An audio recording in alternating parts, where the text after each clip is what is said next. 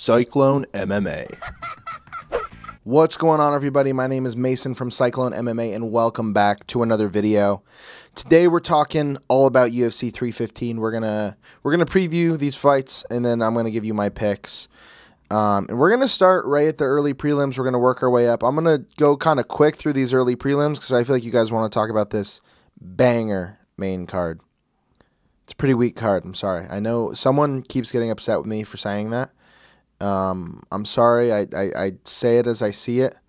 And this is the first UFC event I'm going to, so I'm very excited about that.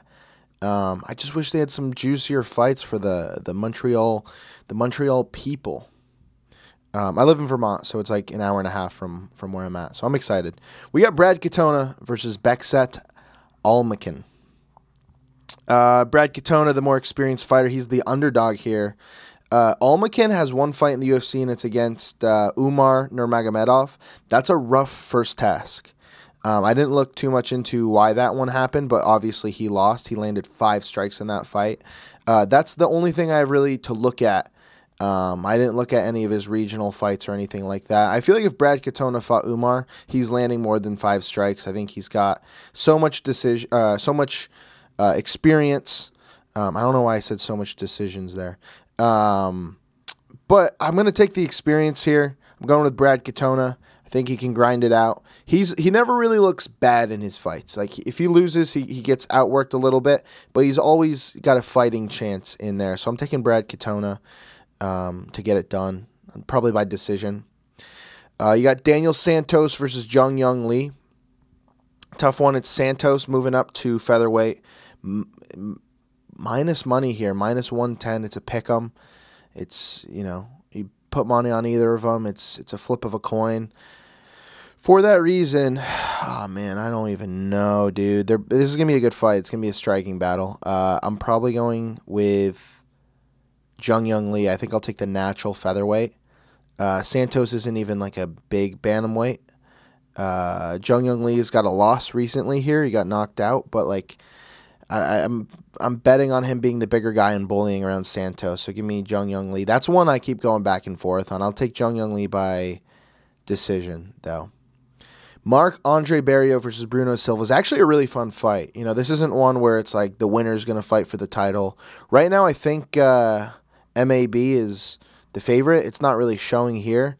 Bruno Silva makes it a war, though. This could go the distance. But I lean Marc-Andre Barriault getting it done by knockout and really pleasing this Montreal crowd, doing it for the Canadians. This is one I'm excited for. This is one where I feel like we are going to see a good fight. It's 2 tough, durable guys who throw bombs. So give me Marc-Andre Barriault by knockout for this one. Navajo Sterling versus Ivan Urslan. These guys don't have a lot of experience in the UFC. Ivan Urslan, his first fight was Ion Cutelaba, who you'll see in just a second. Navajo Sterling has looked good so far. I'm going to just take Sterling to continue his winning ways. Urslan coming off of a loss. I think Sterling just seems to be the better, more well-rounded fighter, so I'll take him. I don't have a ton of reads on these guys yet, though.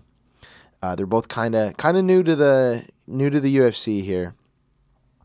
Modestas Bukauskas versus Ion Cutelaba. Another fight that I think could be really good. Bukauskas is the slight favorite, and I'm going to go with him. Ion Cutelaba is always a dangerous striker. He's not as wild as he used to be. He used to just throw down. Remember those fights he had with Ankalaev? He got knocked down in both of them, but he was just like, screw it, I'm going to try to kill this guy, and now that guy's the champion.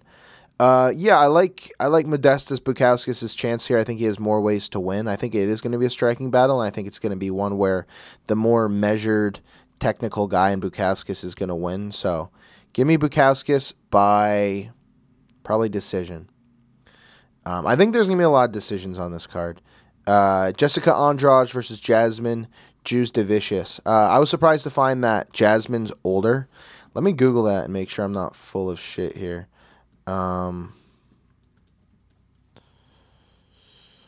I can spell her name. Holy shit, Mason.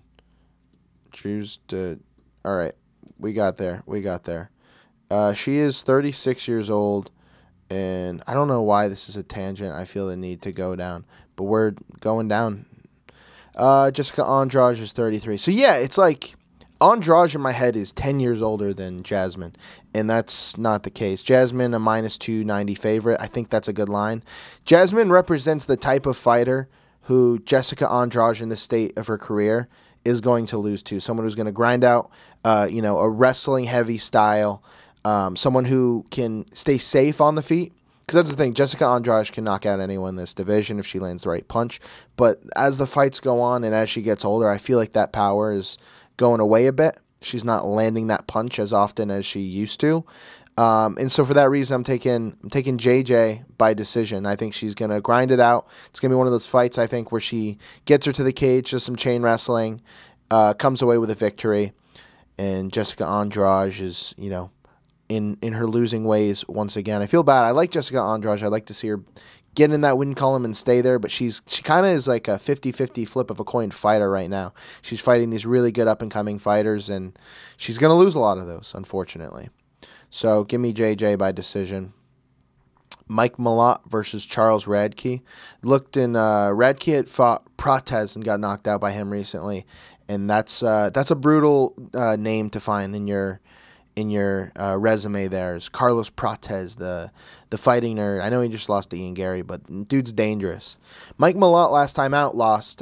He lost the last minute of a 15-minute fight. He won 14 minutes up till then, and then Neil Magny decided, hey, 1 minute left, I'm going to finish this guy, and did exactly that. I do see Mike MacLeod getting it done in front of the home crowd, but he's got some questions he still has to answer. Can he go a hard 15 in a grind-out war and survive? I think Charles Radke is a good guy to test that against, but I could see MacLeod getting a takedown, getting some sort of submission or knockout finish.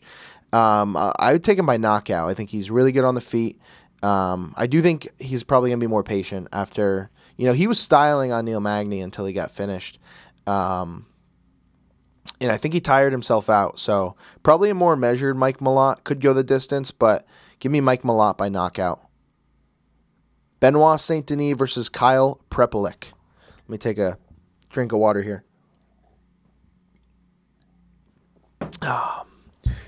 I'm joking. I'm drowning. Oh, my God.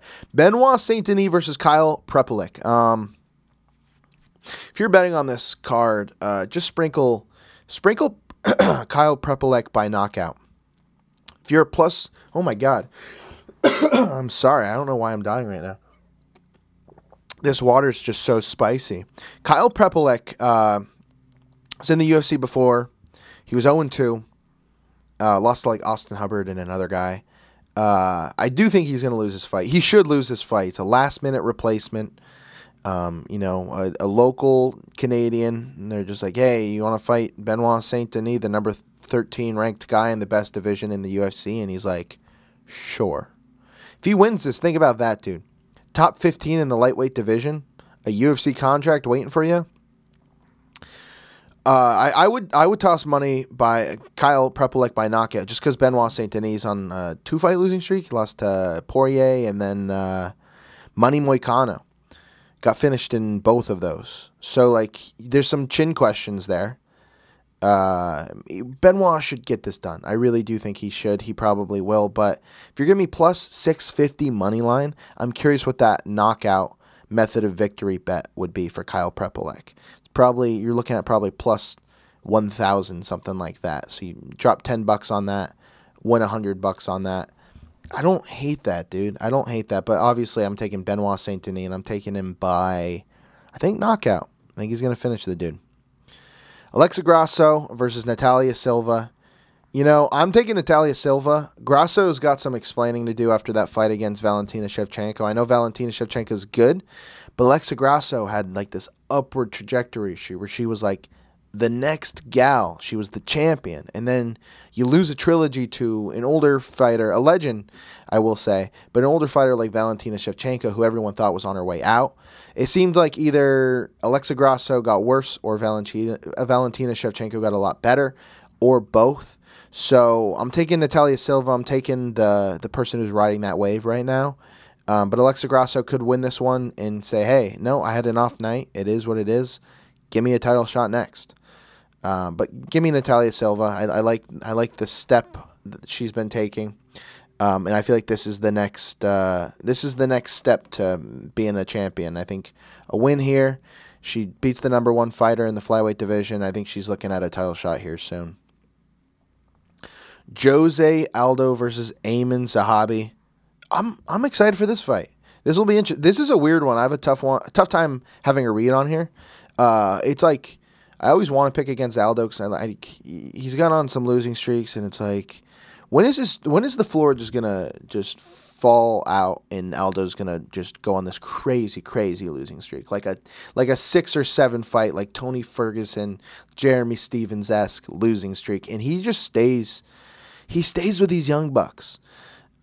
He does have a couple losses, right? Like, I know it was the Mario Bautista loss. But before that, what was it? Let me go in his topology here. No, it's just one. It's just that Mario Bautista. Before that, Jonathan Martinez. That's a good win. Marab, the loss there doesn't look bad. Then before that, 3 wins. Rob Font, Pedro Munoz, Chito Vera. Dude, I can't pick against Aldo. I just can't pick against Aldo. I mean, I know Ayman Zahabi, he's like the younger guy, he's the home crowd favorite, he's number 14 in the world, but it's fucking Jose Aldo. So give me Jose Aldo, probably by decision. His striking's still good. He's not the champion level Jose Aldo, but he's good enough to beat Zahabi, I would imagine. We'll see. I'm taking Aldo, though. Valentina Shevchenko versus Manon Fiorot. Man, this is tough. Fiorot's going to make this one interesting. I think this is going to be a close fight. Manon Fiorot's the favorite. I know I was shitting on Grasso. I do think Valentina leveled up in her last fight. I can see her making this a wrestling affair. And if it's on the feet, I see her doing well there too. I think Manon Fiorot's very well rounded. I think she's going to try to make it a striking battle. But I see Valentina, being equal to her on the feet, maybe even better. I think she's cleaned up a lot of her sloppiness. She used to get away with that spinning shit against fighters, but against Grasso, she kind of got exposed there. I could see her, winning the same way she did last time, making it a dogfight, taking her down round after round, working for submissions, or at the very least doing damage with elbows and punches on the ground. Give me Valentina Shevchenko, my queen, to defend once again in Montreal. Yeah, that should be interesting. Belal Muhammad versus Jack Della Maddalena. Belal Muhammad, the -205 favorite. Jack Della Maddalena. How did this guy get here, dude? How did this guy get here? You got Joaquin Buckley, you got Shavkat Rakhmonov, Sean Brady, Protez, and Ian Gary, and all these guys, and Jack Della Maddalena gets the title shot.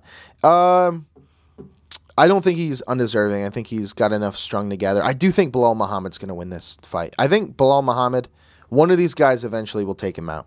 I feel like when you don't have that finishing ability and you're fighting a bunch of monsters who do, eventually someone's going to catch you.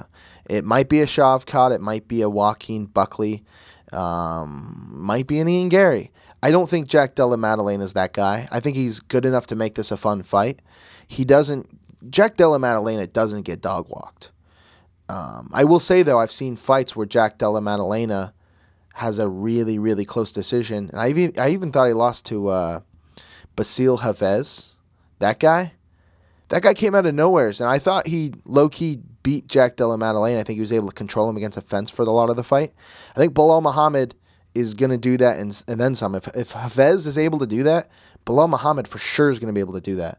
I'm hoping we get to see more of Belal's striking, because I think a striking battle between these two guys will be more interesting than people think. Jack's boxing is so dangerous, his knees are so dangerous, so he could get a knockout here. Belal, entering kind of at distance, and then Jack catching a knee.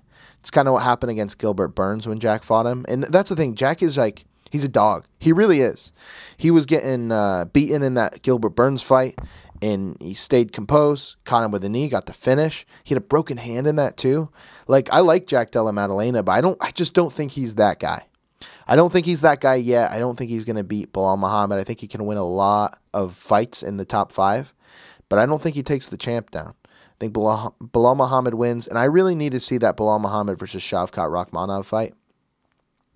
even think an Ian Gary Bilal Muhammad fight will be interesting in like a chess kind of way. Both two fighters who game plan very well. So yeah, give me Bilal Muhammad by decision. Bilal, get a knockout, dude. You know, get a submission, get a finish, do it, do the roar. Yeah, that's that. UFC 315 this Saturday. I'll be there. Gonna try doing some videos. Gonna try doing some sort of like vlog that maybe I can post on Monday or something. But I'm hyped. First UFC event. I know it's like low-key the shittiest card of the year. Sorry to that one guy out there who I keep saying that he keeps getting upset. It's true. It's not a great card. Regardless, I'm going to pay for it. I was going to pay the pay-per-view anyways. So I'm going to be there. I'm going to be there in person watching it. I'm hyped. Going to have some beers.